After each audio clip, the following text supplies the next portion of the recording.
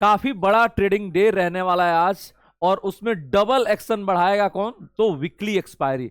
अगर यहां पर आप देखेंगे तो अभी जो संकेत मिल रहा है वो 182 पॉइंट नीचे खुलने का संकेत मिल रहा है। आखिर इतना बड़ा गिरावट क्यों आ रहा है? तो आपको रीजन पता होगा ऑलरेडी कि ट्रंप का जो है टैरिफ वॉर वो स्टार्ट हो चुका है, और उन्होंने अनाउंस किया है सारे देशों पे, करीब 180 देशों पे, कि आपको टैरिफ लगाने वाले हैं। ये टैरिफ कहां से कहां के बीच में है? तो मिनिमम 10% है, और मैक्सिमम जो है वो 49% है। अगर हम लोग देखेंगे जो मिनिमम टैरिफ लग रहा है यूएसए के द्वारा वो मिनिमम 10% लग रहा है, और जो मैक्सिमम लगा है वो आपका लगा है 49%। अब सवाल आया है कि इंडिया पे कितना लगा है। तो इंडिया पे ये जो लगा है वो लगा है 26%। बोलने के लिए तो काफी सारा बात बोल दिए, लेकिन यहां पर अगर आप देखेंगे टैरिफ लगाने में कोई कसर छोड़ा नहीं। उन्होंने बोला क्या कि मोदी जो है हमारे ग्रेट फ्रेंड हैं, लेकिन जब टैरिफ लगाने के बाद आया तो कोई भी रियायत नहीं मिला है। अगर हम लोग देखेंगे यहां पर तो ये इंडिया जो लगाता है उनके हिसाब से वो 52% लगाता है, और वो क्या कर रहे थे यूएसए कि सारे देश जितना जो लगाता है उसका 50% वो टैरिफ लगाते हैं। 50%, जैसे इंडिया 52% है, उसका 50% जो है वो 26%। वैसे ही अगर हम लोग देखेंगे चाइना पे, तो चाइना पे और ज्यादा टैरिफ लगा है, वहां पर 34% का टैरिफ लगा है। ठीक है, चाइना कितना लगाता था? तो आपका 60-70% के आसपास वो लगाता था, और उसका जो है 34% यूएसए अब लगाएगा चाइना पे। वैसे ही सारे देशों है, जैसे वियतनाम हो गया, कनाडा हो गया, मैक्सिको हो गया, ऑस्ट्रेलिया हो गया, बांग्लादेश हो गया, पाकिस्तान हो गया, यूरोपियन यूनियन हो गया, सारे देशों पे उन्होंने टैरिफ लगाया है। अगर हम लोग बात करेंगे एक एक करके कि सबसे ज्यादा टैरिफ क्या लगा है और रेट वाइज अगर हम लोग देखेंगे कि कहां पर कितना टैरिफ लगा हुआ है, तो उसमें जो नंबर निकल के आ रहा है, चाइना पे आपका 34% है, यूरोपियन यूनियन पे 20% है, वियतनाम पे 46% है, ताइवान पे आपका 32% है, जापान पे आपका 24% है, इंडिया पे 26% है, साउथ कोरिया पे 25% है, थाईलैंड पे आपका 36% है, स्विट्जरलैंड पे आपका 31% है, इंडोनेशिया पे 32% है, मलेशिया पे 24% है, कंबोडिया पे आपका 49% है। तो काफी ज्यादा यहां पर टैरिफ जो है वो लगा रहे हैं। अब इसका इंपैक्ट क्या होने वाला है? सबसे बड़ा सवाल जो है इंपैक्ट क्या रहने वाला है, और कहां पॉजिटिव रहने वाला है, कहां निगेटिव रहने वाला है, इंडियन मार्केट क्या इस पे कैसा रिएक्ट करने वाला है। देखिए, सबसे पहले हम लोग स्टार्ट करते हैं पॉजिटिव से। ठीक है, मूड माहौल थोड़ा सा अभी काफी ज्यादा निगेटिव हुआ है, तो उससे लिए हम लोग स्टार्ट करते हैं पहले पॉजिटिव्स क्या क्या है। अब यहां पर अगर हम लोग देखेंगे तो सबसे ज्यादा जो पॉजिटिव निकला उसके बाद से वो है फार्मा सेक्टर। ये हम आपको अगर याद होगा, लाइव आप कंटिन्यू देखते होंगे तो आपको पता भी होगा कि हम आपको बोल रहे थे कि फार्मा पे चांसेस कम है कि यहां पर टैक्स लगे और टैरिफ लगे, और हुआ भी एग्जैक्टली नो टैरिफ। ठीक है, नो टैरिफ यहां पर अनाउंस हुआ है। अब इससे फायदा क्या होगा? जो जो कंपनी जिसका एक्सपोजर जो है वो आपका यूएस में ज्यादा है उसके लिए काफी ज्यादा फायदा है, और वो ऑलरेडी जो है यूएस वाले एक्सपोजर वाले स्टॉक्स जो है ऊपर से गिर चुके हैं, उसमें रिकवरी आने का उम्मीद नजर आ रहा है। उसके बाद से अगर हम लोग देखेंगे और किसके लिए फायदा है, कॉपर। कॉपर पे अभी कुछ नहीं लगा, नो नो टैरिफ अनाउंस्ड। ठीक है, कॉपर पे अभी के लिए कुछ नहीं लगा है। देन अगर हम लोग बात करेंगे तो आपका ऑटो एंड ऑटोमोबाइल्स, अब देखिए यहां पर आपको थोड़ा सा कैच नजर आएगा, ये निगेटिव भी है पॉजिटिव भी है, आपको जो मानना है मान सकते हैं। देखिए यहां पर ऑटो और ऑटोमोबाइल्स पे क्या हुआ था, ऑलरेडी अनाउंस हो गया है 25%। ठीक है, ये देश से मतलब नहीं है, यहां पर जो है वो कोई देश से भी आए आपको 25% टैक्स पहले ही अनाउंस हो चुका था, और उसी को कंफर्म किया गया है। ठीक है, कंफर्मेशन ऑफ 25%।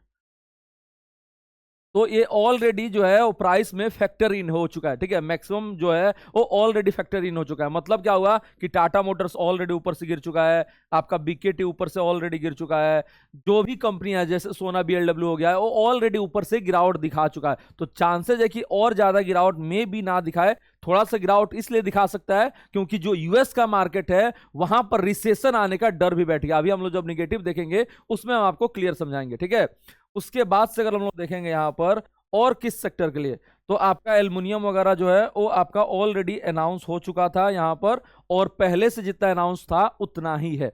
अब देखिए यहाँ पर इंडिया पे तो 26% के आसपास लगा है, बांग्लादेश को देखेंगे 35% प्लस लगा, 37% के आसपास लगा है। बांग्लादेश को अगर आप देखेंगे कितना एग्जैक्टली लगा है बांग्लादेश का, वो 37% का है, ठीक है। बांग्लादेश पे 37% है, पाकिस्तान पे भी ज्यादा है। और बांग्लादेश और पाकिस्तान वो टेक्सटाइल का एक्सपोर्टर है, ठीक है। तो यहां पर हम लोगों को देखना पड़ेगा क्या इंडिया जो है उसका बेनिफिट ले सकता है, क्योंकि इंडिया पे 26% ही लगा है। तो यहां पर अगर वो बेनिफिट ले पाया टेक्सटाइल, तो यहां पर भी हम लोगों को कुछ देखने को मिल सकता है। उसके बाद से अगर हम लोग देखेंगे टेक्सटाइल, तो हम लोग इससे कंपेयर कर लिए वियतनाम वगैरह हम लोग देखें, वियतनाम, तो वियतनाम जो है इलेक्ट्रॉनिक्स का एक्सपोर्टर है, ठीक है, इलेक्ट्रॉनिक्स का। और वियतनाम पे टैक्स जो लगा है वो 46% के आसपास लगा है, ठीक है। तो क्या इलेक्ट्रॉनिक्स में इंडिया अगेन जो है वो मार्जिन ले सकता है कि नहीं, तो उसके लिए आ गया क्या, तो इलेक्ट्रॉनिक्स, ठीक है, इलेक्ट्रॉनिक्स भी आ चुका है यहां पर, ठीक है। तो ये अभी के लिए नहीं, अभी के लिए जो टैरिफ लगा है वो निगेटिव है, लेकिन अगर हम लोग बाद में उसका रिजल्ट देखेंगे कि आज से 2 महीने बाद, 4 महीने बाद, 5 महीने बाद, कि क्या उसका बेनिफिट ले पा रहा है कि नहीं, बाकी देशों के कंपैरिजन में बेहतर पोजीशन पे लेकर आ पा रहा है कि नहीं इंडिया, तब जाके ये पॉजिटिव होगा, ठीक है, तब जाके ये सब पॉजिटिव होगा। वरना अभी के लिए क्या है, निगेटिव ही है, क्योंकि अभी जो टैक्स लगता था वो आपका लगता था कितना, 2.5% के आसपास लगता था, ठीक है, और अचानक कितना हुआ है, वो 26% के आसपास हो चुका है। तो काफी ज्यादा जो है वो टैरिफ लग चुका है। हम लोग उम्मीद भी कितना कर रहे थे, कि उम्मीद कर रहे थे कि हम लोग वही कि 12 से 15% के बीच में टैक्स लग सकता है, लेकिन लगा है वो काफी ज्यादा लगा है, 26%। तो अभी के लिए जो रिएक्शन है वो निगेटिव आ रहा है। लेकिन इसके बाद से भी अगर पॉजिटिव बताना चाहूं, तो और 2-3 पॉइंट पॉजिटिव बताऊंगा, ठीक है। क्या है वो पॉजिटिव, तो पॉजिटिव निकल के आ रहा है डॉलर इंडेक्स। जो डॉलर इंडेक्स है वो घट चुका है, और उनका जो बात था कि डॉलर को वो कमजोर करना चाहते हैं, उस पे है। और ऑलरेडी डॉलर इंडेक्स जो है वो 103 पे आ चुका है। आपका इस अनाउंसमेंट के बाद से करीब 1% का, 0.25% का, 0.75% का फॉल हम लोग को देखने को मिल रहा है। और डॉलर इंडेक्स जब कमजोर होगा तो इमर्जिंग मार्केट के लिए, इक्विटी मार्केट के लिए काफी बेहतरीन होता है, और डॉलर इंडेक्स में कमजोरी देखने को मिल रहा है। उसके बाद से अगर हम लोग बात करेंगे यहां पर, तो नेक्स्ट जो पॉइंट होगा डॉलर इंडेक्स के बाद से, देख लीजिए 102 पॉइंट पे आ चुका है, 102.69 पे। ऑलरेडी आपका कल भी गिरावट दिखाया था और आज भी गिरावट है। कल ये 104 पे ट्रेड कर रहा था, और आज कितने पे आ चुका है, 102.64 के आसपास। तो काफी अच्छा है। उसके बाद से अगर आप देखेंगे ब्रेंट ऑयल, तो इसमें भी आपको $3 का गिरावट देखने को मिल रहा है। 75 पे ट्रेड कर रहा था, 73 के नीचे आ चुका है। देन अगर हम लोग बात करेंगे, तो ये जो चीज है वो काफी अच्छा है।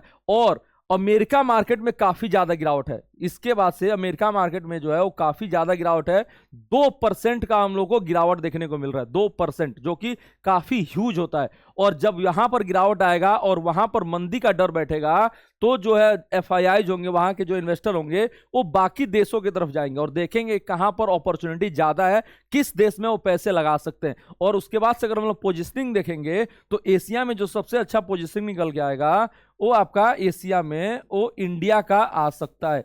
एशिया में जो सबसे बढ़िया पोजीशनिंग आएगा वो इंडिया का आ सकता है, और पैसा जो है इंडिया में आ सकता है, अगर ये इंडिया इस आपदा में अवसर तलाश लिया तभी जाके, ठीक है। तो इंडिया में आपका एफआईआई का पैसा जो है वो लौट सकता है। क्यों लौट सकता है, तो एक तो ये आपका पोजीशनिंग हो गया, डॉलर इंडेक्स कमजोर होगा, उससे भी आपको काफी ज्यादा मदद मिलेगा और पैसा आने का संभावना बनता है। तो देखते हैं कि क्या इसका जो है असर पड़ रहा है डायरेक्टली कि नहीं। तो ये चीजें जो था वो पॉजिटिव नजर आ रहा था। निगेटिव अगर हम लोग बात करेंगे, तो जो टैरिफ लगा वो काफी ज्यादा है। इससे क्या होगा असर, तो डायरेक्ट जो है वो आपका जो एक्सपोर्ट है इंडिया का, वो घटने वाला है। एक्सपोर्ट जो है वो कम होने वाला है। यहां पर एक्सपोर्ट जो है एक कम हो जाएगा। उसके बाद से जो भी कंपनियां यूएस में एक्सपोर्ट करती हैं, सेल्स वगैरह जो है वो कम होने वाला है, सेल्स आपका रिड्यूस होने वाला है। देन अगर हम लोग बात करेंगे ये कौन कौन सा सेक्टर है जिसके लिए नेगेटिव है, तो सबसे पहले आईटी पे कोई स्पेसिफिक टैरिफ नहीं लगा है, लेकिन वहां का मंदी, वहां पर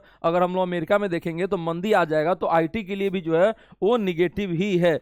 उसके बाद से अगर हम लोग देखेंगे और कौन कौन सा सेक्टर है, तो James and jewellery, James and jewellery auto के लिए पहले से अनाउंस था तो ऑटो यहाँ पर भी रहेगा। उसके बाद से अगर हम लोग बात करेंगे एल्युमिनियम, जो पहले से अनाउंस था वहां पर भी रहेगा।